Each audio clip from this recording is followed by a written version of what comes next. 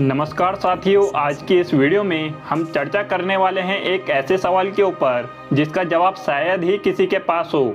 आज का सवाल है, देश बड़ा या धर्म। इस वीडियो के माध्यम से हम हिंदू धर्म के लोगों को जागरूक करने वाले हैं और शायद ये वीडियो देखने के बाद आपके दिमाग में विचारधाराओं की एक लहर सी दौड़ पड़े। तो अपने विचार कमेंट बॉक्स में जरूर लिखिएगा। तो चलिए शुरू करते हैं आज का वीडियो। सवाल जवाब की एक बहस चल रही थी। उसी में किसी ने एक सवाल पूछ डाला कि देश बड़ा है या धर्म। इस सवाल को लेकर बहुत लोग उलझन में पड़ गए। किसी ने देश कहा और किसी ने धर्म। किसी ने दोनों को जरूरी बताया।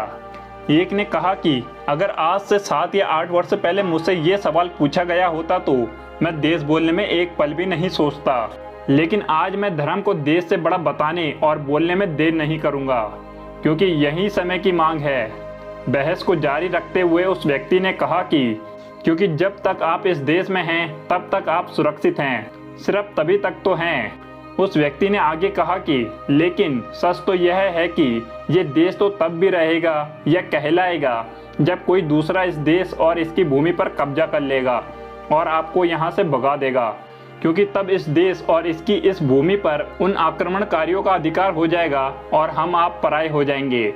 उदाहरणों में हम अखंड भारत की उस भूमि और आज के उन देशों की बात भी कर सकते हैं। इसका मतलब एकदम साफ है कि जब तक देश में आपका राज है तभी तक देश आपका है। दूसरी भाषा में कहे तो जिसकी लाठी उसकी भैंस। अफगानिस्तान, पाकिस्तान, ईरान, इराक और बांग्लादेश सहित आज के करीब उन 20 देशों से जब हिंदुओं का और हिंदू धर्म का अंत हो गया तो वहाँ भूमि तो वही रही, लेकिन वहाँ रहने वाले उन मूल हिंदू निवासियों का वहाँ से एकदम नाश हो गया। अर्थात देश और उसकी भूमि या फिर आप खुद को तभी बचा सकते हैं जब तक कि आपके पास धर्म की शक्ति है। आपकी शक्ति आपके बदन में नहीं बल्कि आपके धर्म में है। रहन सहन में, रीति रिवाजों में, दिनचर्या में, परंपराओं में होती है।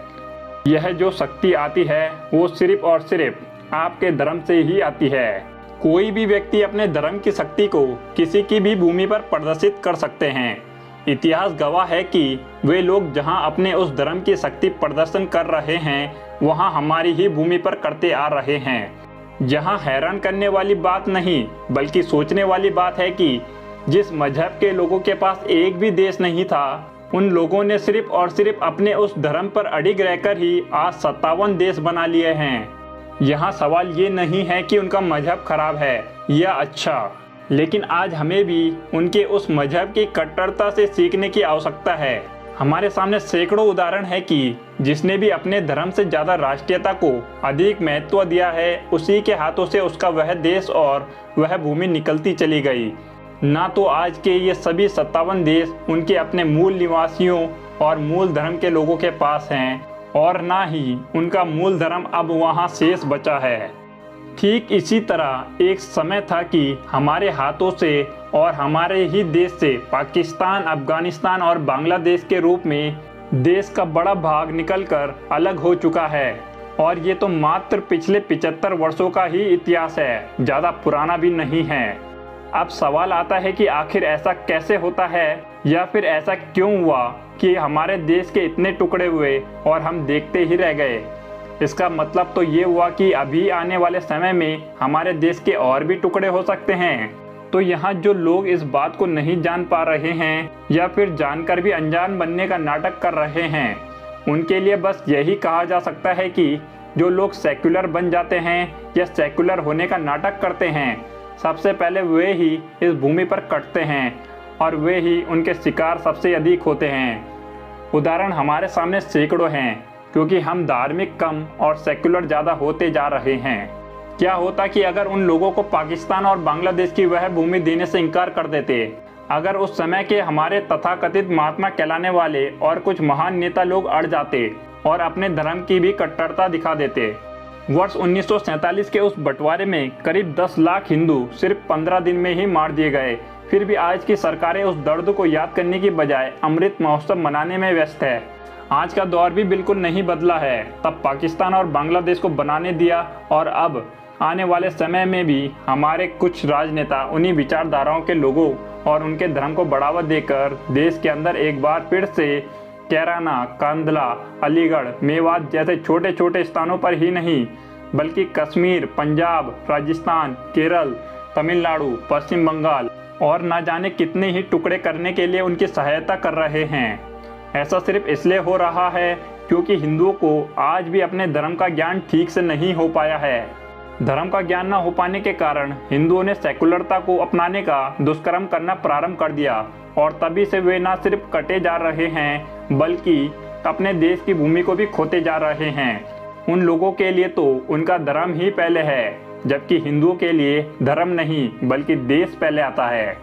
आज की ताज़ा स्थिति तो ये है कि सरकारी आंकड़ों के अनुसार इस समय पश्चिम बंगाल से भागकर करीब 90,000 हिंदुओं ने आसाम में शरण ले रखी है। इसका मतलब तो ये है कि एक बार फिर से जल्द ही हम भारत देश का बंटवारा देखने वाले हैं। जहाँ जहाँ भी हिंदुओं ने अपनी सेकुलरता को प्रदर्शित किया है वहाँ से वह साफ होता गया। पश्चिम बंगाल का भी कुछ यही हाल है। हम बहुत ही आसानी से सेकुलरवाद का ठिकरा गांधी और नेहरू के सिर पर फोड़ देते हैं, लेकिन आज की हमारी सरकारें भी वही कार्य कर रही है। फिर चाहे उसे केंद्र की मोदी सरकार हो या फिर राज्यों की कोई भी दूसरी पार्टियों की सरकार हो, सभी ने सेकुलरवाद की चादर ओढ़ ली है और भारत के बंटवारे के लिए कमर कस ली है।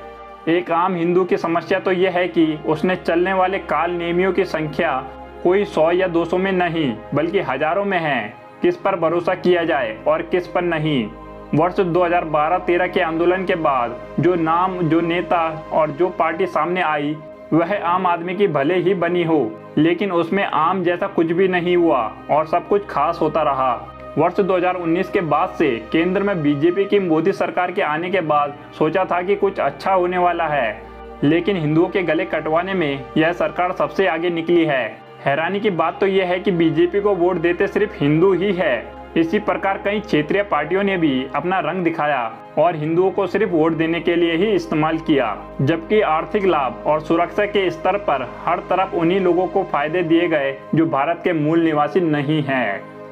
आपका क्या सोचना है इस बारे में कमेंट जरूर करिएगा। वीडियो अच्छी लगे तो लाइक और शेयर जरूर करिएगा।